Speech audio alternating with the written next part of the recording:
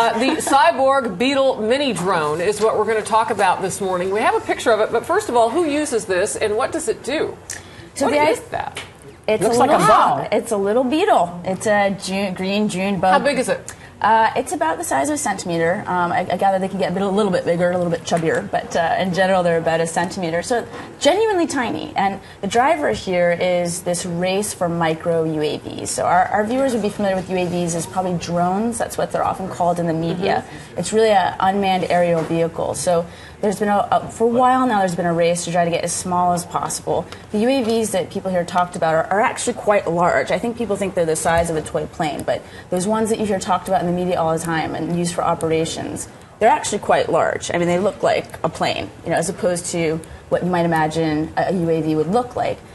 So the race has been to make them micro, but when often I get these calls like, oh, you've got to check out our new micro UAV, and when I show up to look at it, it's not so micro, arguably maybe mini, but not micro. I mean, what I'm seeing are... What's mini?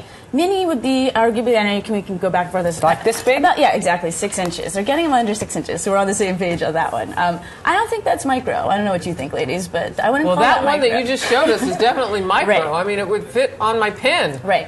So the goal is to get it that size, and here's where the cyborg thing comes in, because some people believe, why not piggyback on nature? Why reinvent the wheel when nature's done such a fantastic job going micro all by itself? We've already got insects. All right, I have to ask this question because the PETA people are going to email me. And I don't profess to be trying to save all the beetles of the world, but does it hurt the beetle?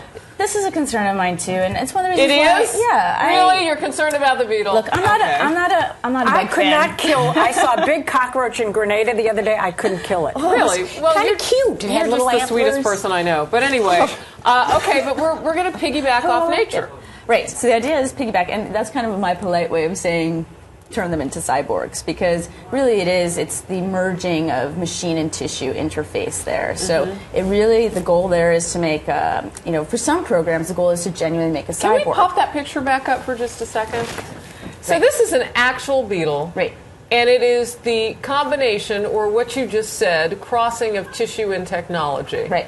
This one I think is an early stage, and if our viewers go to the .com, they'll be able to see the fully cyborgized beetle. This one's just got sort of like a mini backpack on right now, and the professors devised this new version of locomotion, of scavenging energy, is calling it a tiny backpack. The idea is you could put a tiny backpack on these beetles and equip them with all the sorts of things you'd want to see on a normal UAV. So this would be cameras, communication, ability to monitor location, so that would be sort of GPS or navigation technology.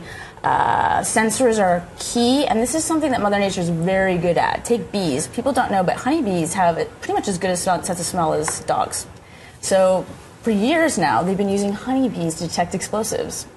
Pretty cool. Los Alamos Well, how do they train them? I mean, how do they know? Oh, factory training, Ellen. No, but so how do you, if you're looking at a jar of honeybees, how do you know what it's telling you? Right. It's very cool, and maybe I should do a story on that. You think it's interesting? Okay. Back in 2006, Los Alamos really broke a lot of ground there, and it's Pavlovian training. And so our viewers will be familiar with that. It's kind of like the way you might train a dog, Right. Very simple, and they're able to give an indication of good or bad, sort of, this is an explosive, or, we're all good here, I'm going to zoom along and check out another, say, baggage, in an airport, that sort of thing. Wow. That's not a cyborg program, that's just to be clear. Are they in a jar when they do this? Yeah, they're just utilizing they just nature running and all around that. with But a their cyborg stinger. program is actually interfacing that tissue with technology. Yeah. Win for Me 77 says, what we need to do is turtle up and tech heavy. I love our viewers. Anyway, we can read more about this. Now, that could be a T-shirt. It could be. Yeah. Write that down, Ellen. Yeah. We can read more about this and where?